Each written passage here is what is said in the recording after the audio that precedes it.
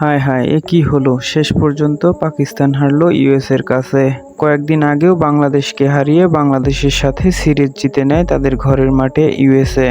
এবার আবার ওয়ার্ল্ড কাপের মতো বড় আসরে পাকিস্তানের সাথে জিতে নিল ইউএসএ।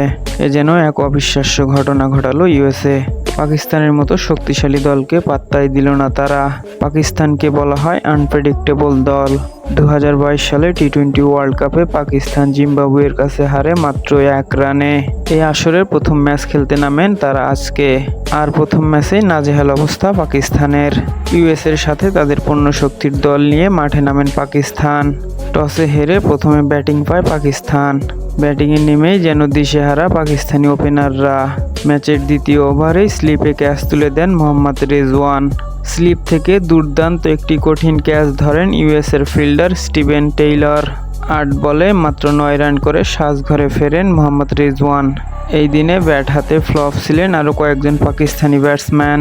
করতে পারেননি সুবিধামতো রান।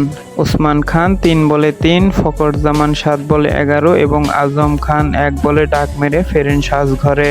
ব্যাট হাতে 25 বলে 40 রান করেন সাদাফ খান এবং 43 বলে 44 রান করেন বাবর আজম।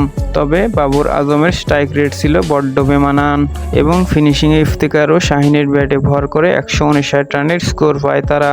60 রানের লক্ষ্য নিয়ে জবাবে ব্যাটিং নামেন ইউএসএ। দেখে শুনে শুরু করেন তারা। পাওয়ার প্লে 6 ওভারে মাত্র 1 উইকেট হারিয়ে 44 রান করেন ইউএসএ এবং 10 ওভার শেষে 76 রান করেন ইউএসএ। আর কোনো উইকেট হারায়নি তারা। 19 ওভার শেষে 145 রান করেন ইউএসএ। শেষের ওভারে ইউএসএর দরকার 15 রান। শেষের ওভারে পাকিস্তানে বল হাতে আসেন হারিস রউফ। হারিস রউফের প্রথম 3 বলে আসে মাত্র 3 রান। জেতার জন্য ইউএসের দরকার শেষ 3 বলে 12 রান। 4 নম্বর বলে বিশাল একটি ছক্কা হাঁকিয়ে সমীকরণটি সহজ করে নেন ইউএসের ব্যাটসম্যান অ্যারন জোন্স। শেষ 2 বলে ইউএসের দরকার 6 রান। 5 নম্বর বলটি অসাধারণ বল করেন হারিস রউফ, দেন মাত্র 1 রান।